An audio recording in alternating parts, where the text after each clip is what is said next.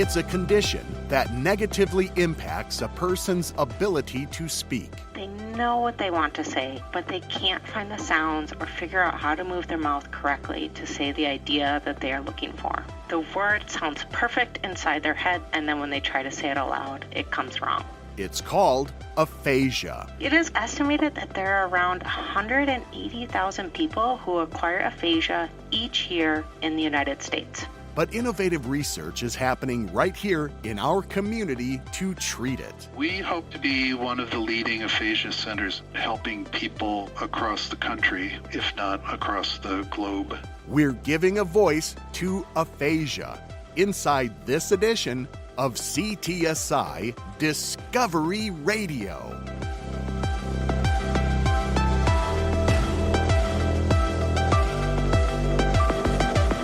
Welcome to CTSI Discovery Radio. I'm your host, Brian Belmer.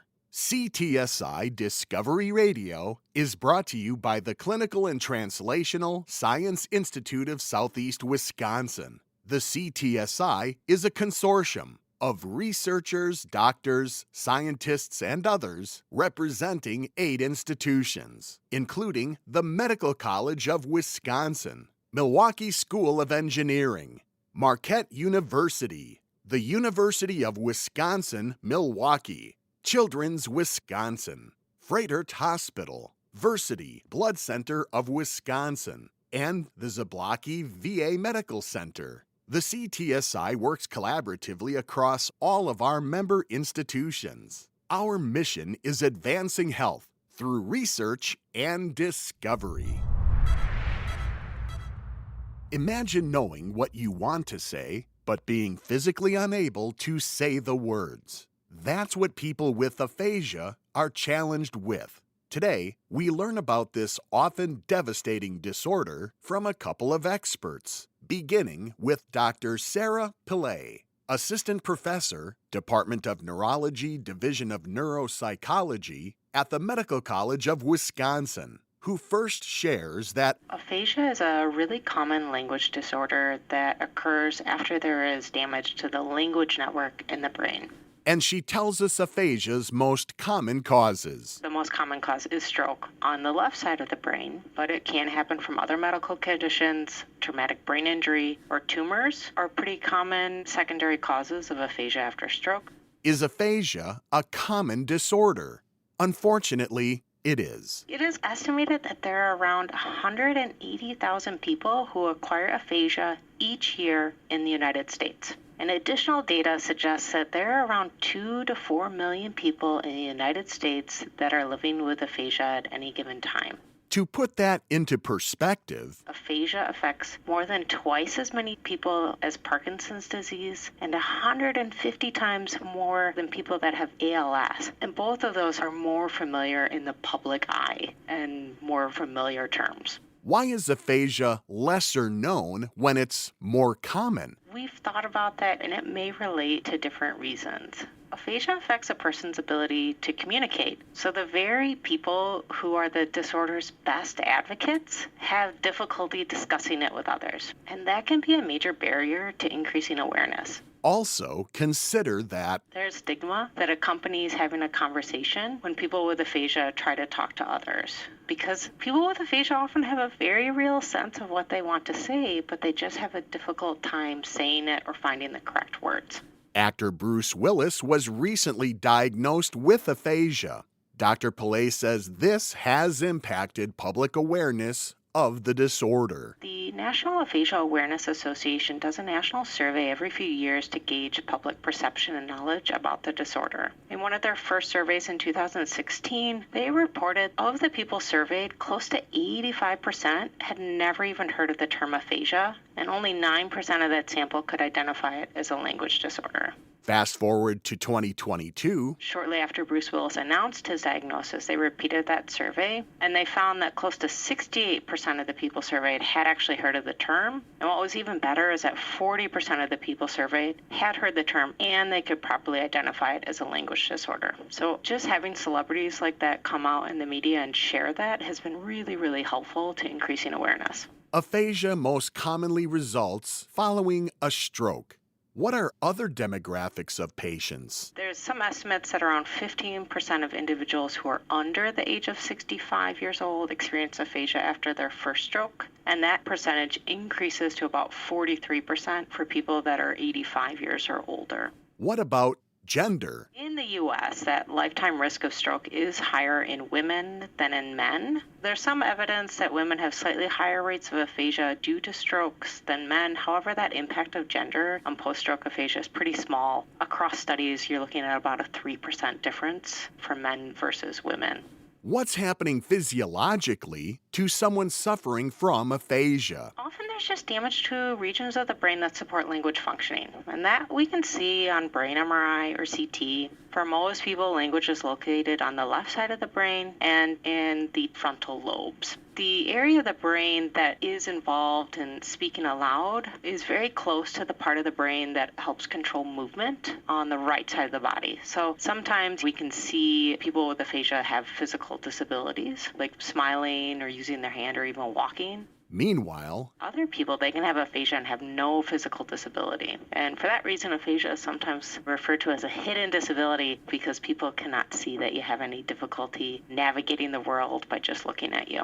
as far as how significantly aphasia impacts a person's ability to verbally communicate, Aphasia affects everyone differently. Many people with aphasia are able to carry on conversations, and they really like speaking with other people. That conversation pace may be slower, and you may need to repeat some questions. Some people have a harder time speaking aloud, so they also use supportive devices, writing, or use pictures to assist with speaking. and in addition to affecting verbal communication, Some people have difficulty understanding what they read or they hear. Writing can also be affected. And it's also important to know it's almost never an all or none phenomenon. And there's a lot of variability in how much any one language process is affected. but while it's important to understand how aphasia can impact a person, the key is It's really important to keep aphasia and intelligence separate. Aphasia affects our ability to communicate. People with aphasia still retain that knowledge that they have acquired over their lifetime. And that is one of the most frustrating things about aphasia. They know what they want to say, but they can't find the sounds or figure out how to move their mouth correctly to say the idea that they are looking for.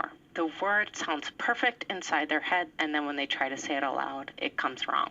aphasia can also interrupt a person's everyday life. Not everyone with aphasia is able to work. Since most jobs require speech and language skills, aphasia can make some types of work difficult. However, even individuals with mild or moderate aphasia are sometimes able to work, but they may have to change their job.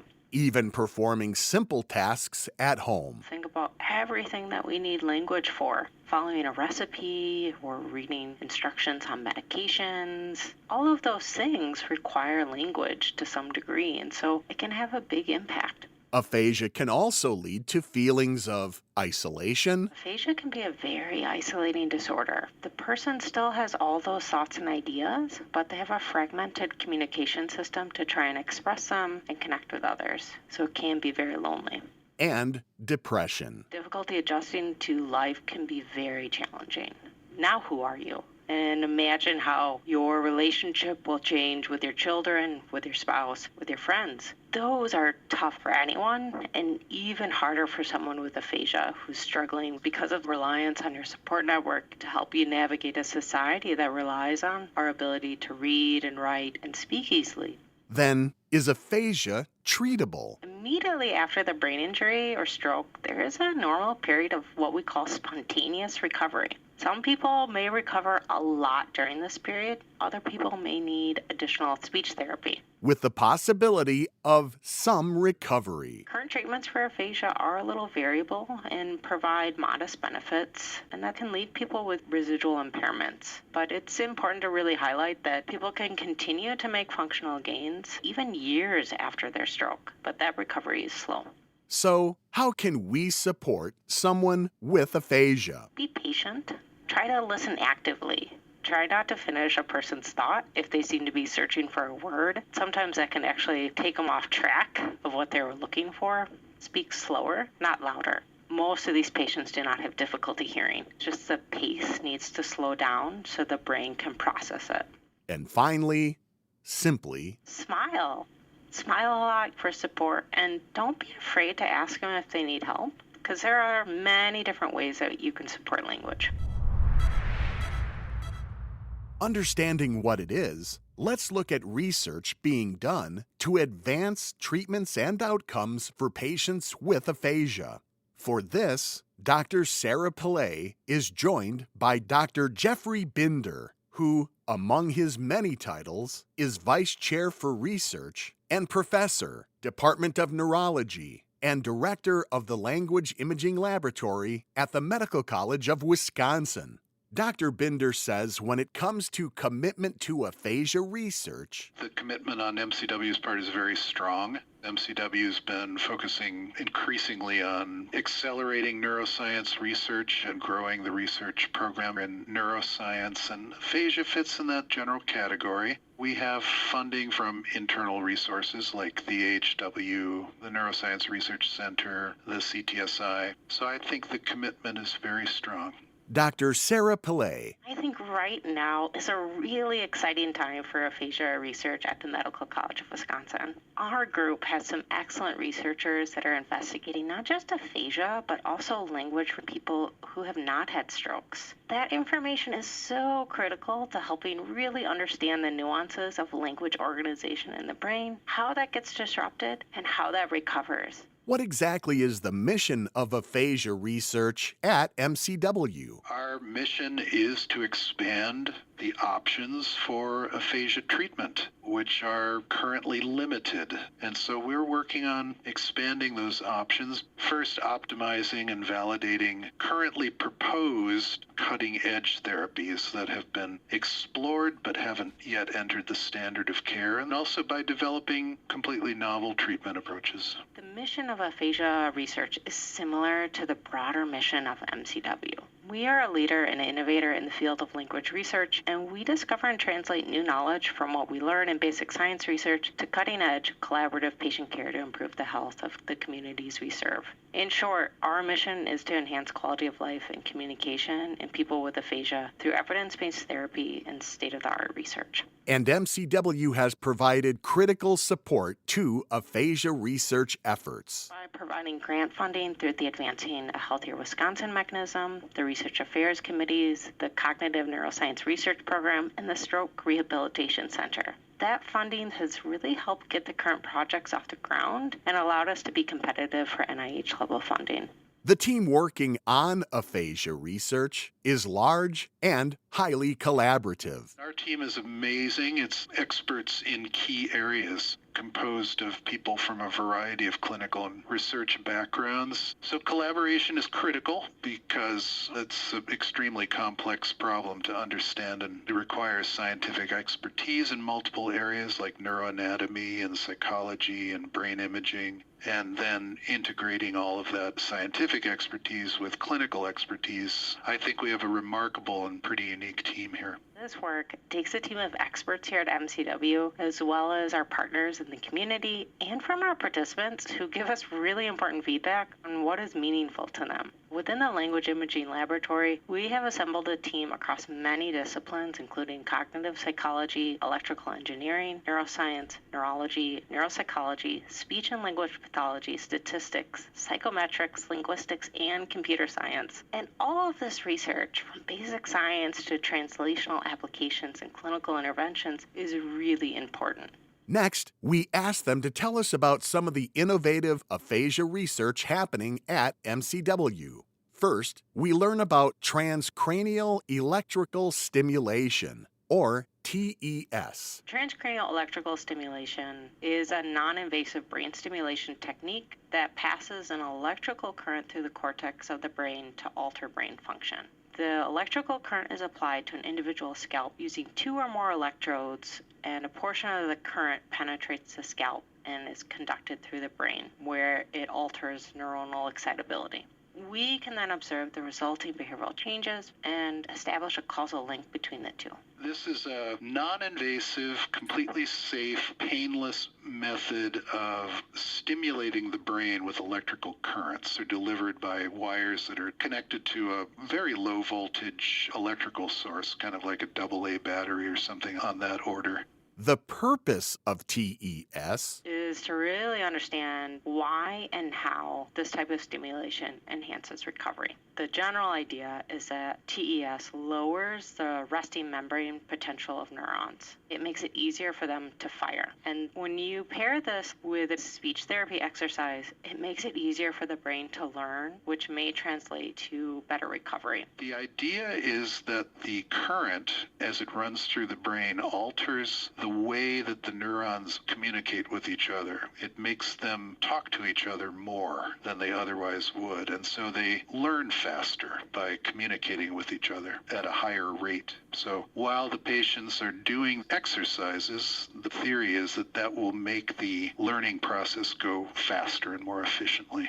But there are still questions to be answered. Like where we should stimulate, what frequency, how long, what we should pair with it, and we also want to know how the brain changes after TES and who does it change. These are the types of questions that we're trying to address now with our research. Then we discover the development of a brain-computer interface, or BCI, device, which Dr. Binder says is beyond cutting-edge research. This is next generation research. Brain-computer interface. The idea is to read signals from the brain tissue and have a computer do something with those signals. Wait, a device that can essentially read a person's thoughts? Yep. The problem in aphasia is that a large part of the brain has been damaged. The part that remembers what the words are or the names are for concepts. So most people with aphasia have normal ability to retrieve concepts. But in the most severe cases, those thoughts can't be retrieved because the part of the language network that's been damaged stores those word sounds. However, a brain-computer interface, or BCI device, would take electrical signals from the brain areas retrieving the concepts that the person wants to express and feed those signals into a neural network on a computer, take those electrical signals and decode them to identify the concept that was in the person's mind at the time that the neural activity occurred. The computer can then select the word that names that concept. The computer can then produce the word.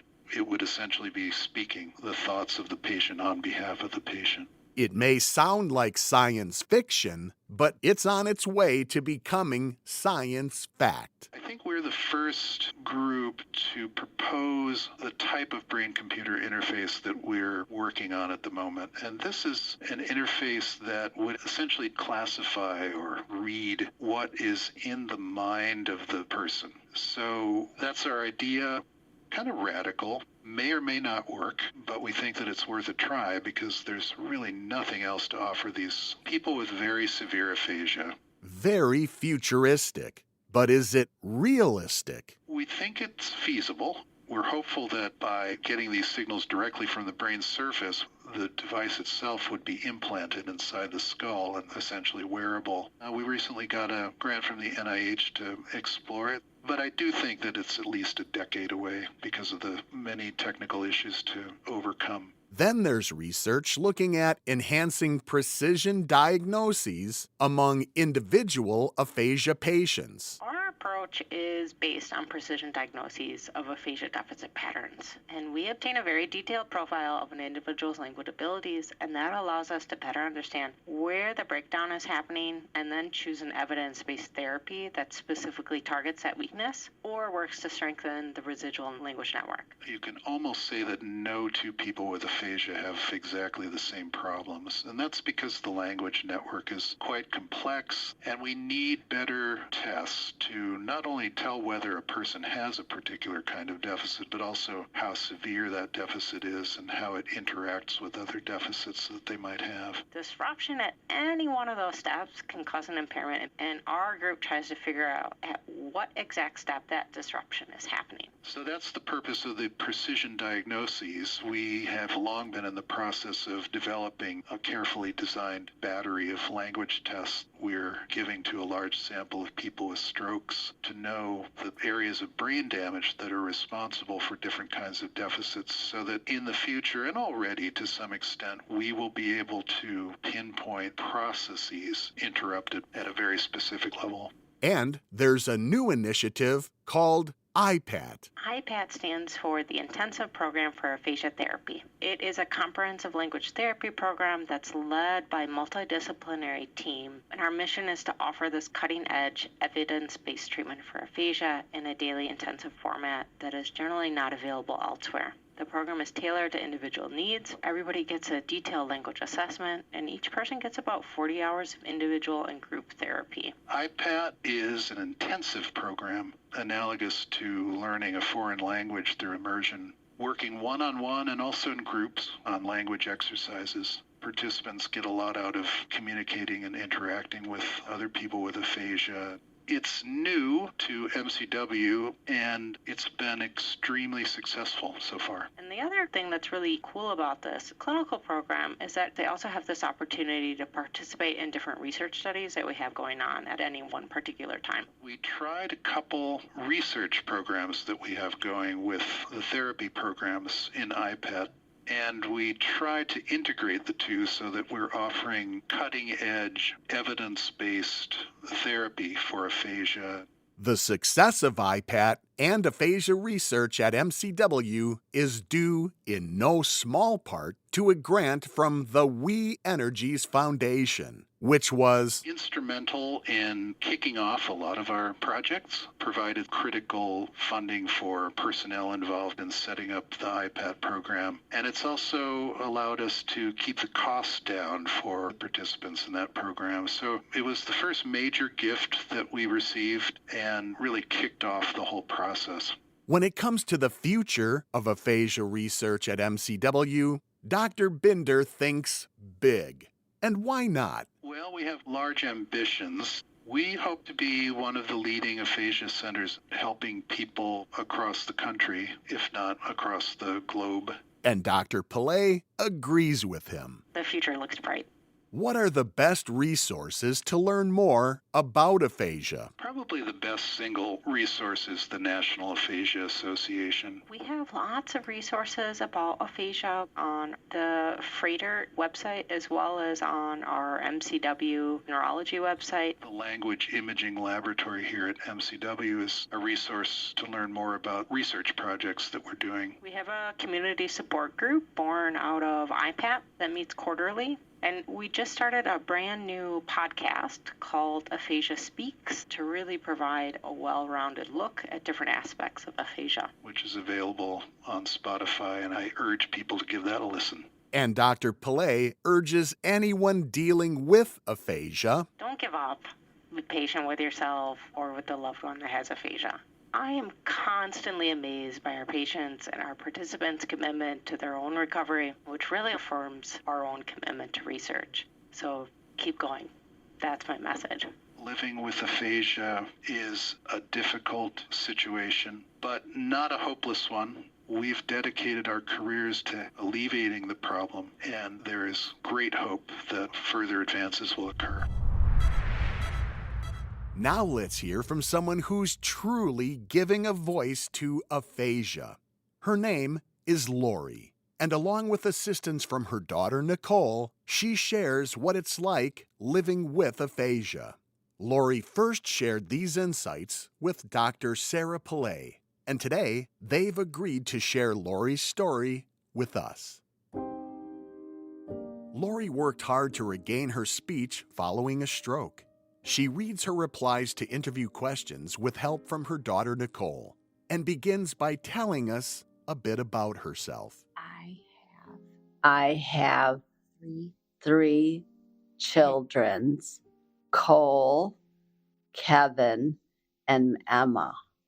I like to ski with me, Mark, Landed Kent family, and I have 6 kids, grandkids. When did Lori have the stroke leading to her aphasia? 3 years. 4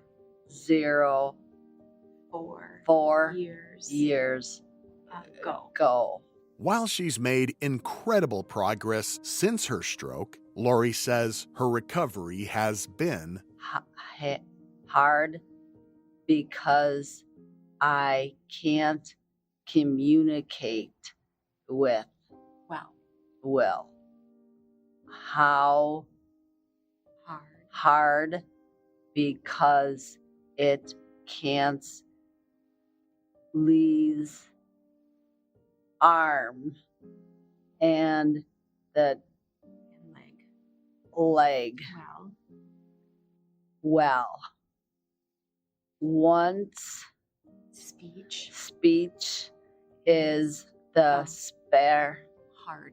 hardest.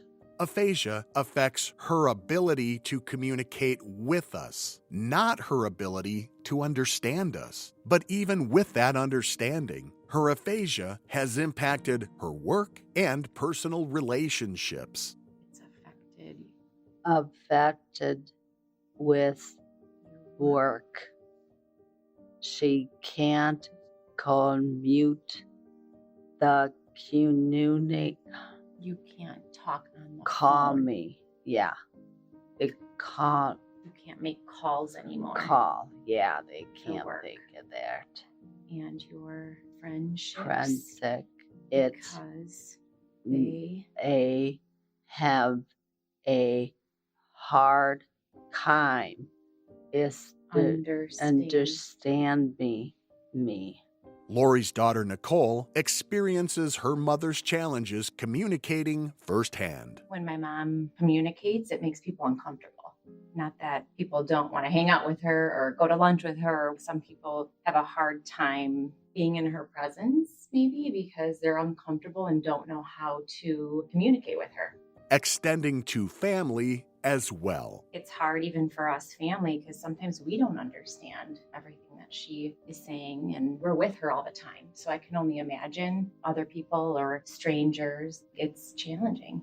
Unfortunately, feelings of loneliness and isolation are also real challenges. When before stroke, you are literally nonstop, which is exactly how my mom was. Aphasia limits so much. In this new life, dealing with aphasia has been challenging. On most days, she's at home practicing every day, but she's home alone a lot of times. But fortunately, Lori participated in MCW's IPAT program with great success. This program that we've done here has been so helpful for my mom because it was the first time in 4 years that she's ever been with other people with aphasia. And I could definitely see so many positives come from that experience. And that was huge for you. Yeah. And for anyone with aphasia working to regain their voice, Lori says, keep trying. They try. Keep trying. Trying. It's his slow process. But I'm still improving. You're doing great, Lori. Really great. And that brings us to the end for this edition of CTSI Discovery Radio. As always, thanks to all of our guests for appearing on today's show. Dr. Sarah Pillay, Dr. Jeffrey Binder, and special thanks to Lori and her daughter Nicole. I hope you've discovered something by listening to today's show, and I'm doubly hopeful that you'll join us again next time. CTSI Discovery Radio airs the third Friday of every month. Make an appointment on your calendar and join us for each episode.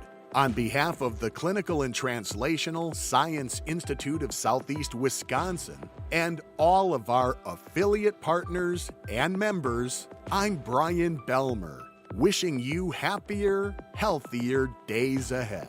For more information about research or to listen to the podcast of this or any of our shows on demand, please visit our website at ctsi.mcw.edu.